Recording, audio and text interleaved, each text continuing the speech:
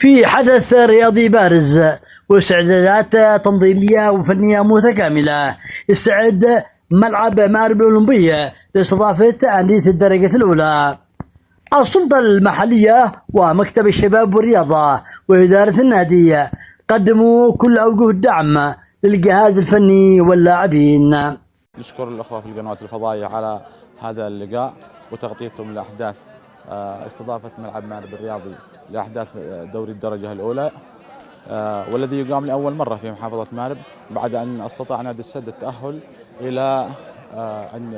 إلى دوري الدرجة الأولى، وكل ذلك بإشراف ودعم من السلطة المحلية محافظة مآرب ممثلة باللواء سلطان بن علي العرادة عضو مجلس القيادة الرئاسي محافظ المحافظة، وبجهود مكتب الشباب الرياضة وكذلك إدارة نادي السد التي بذلت جهد كبير. تم الاستعداد لدور الدرجة الأولى بالتعاقد مع الجهاز الفني واللاعبين، ونحن مستعدين استعداد تام بإذن الله تعالى.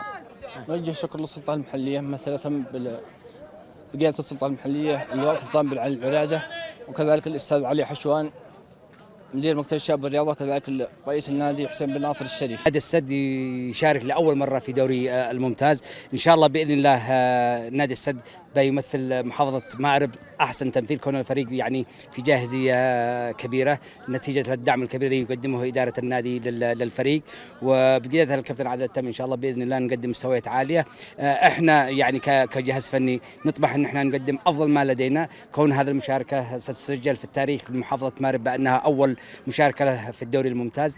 المدرب وحارس نادي السد أوضح الجاهزية الكاملة والاستعداد والتهيئة النفسية والبدنية لخوض المنافسة ضمن أندية الدرجة الأولى. الفريق إن شاء الله جاهز. مباراة سلام غرفة أول مباراة تعتبر أهم مباراة في الدوري، لأنها تعطينا دافع إن شاء الله لمواصلة الفوز. ولا أنسى بعد يعني في هذا كله أن أشكر الإدارة ممثلة بالأستاذ صلاح حجنة ورئيس النادي الأستاذ الشريف من كل مكان والله بيتابعنا.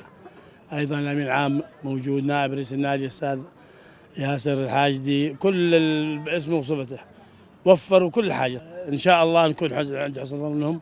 الكرة الآن في ملعب الجهاز الفني واللاعبين، وإن شاء الله احنا نقدم مشاركة كويسة، واحنا نطمح ان احنا يكون لنا اسم ورقم في دوري الدرجة الأولى إن شاء الله. الله مباراة بعد بكرة ان احنا نكون عند المستوى المطلوب ونقدم مستوى رائع، وأول مباراة في الدوري اليمني وأول مباراة لنادي السد يعني يكونوا في الدرجة الأولى في الدوري اليمني، أول مباراة لهم وأول دوري لهم يشاركوا فيه، وإن شاء الله ان احنا نكون في المستوى المطلوب ونسعد الجماهير ونسعد جماهير النادي ونقدم أفضل ما عندنا، وإن شاء الله نكون عند حسن الظن.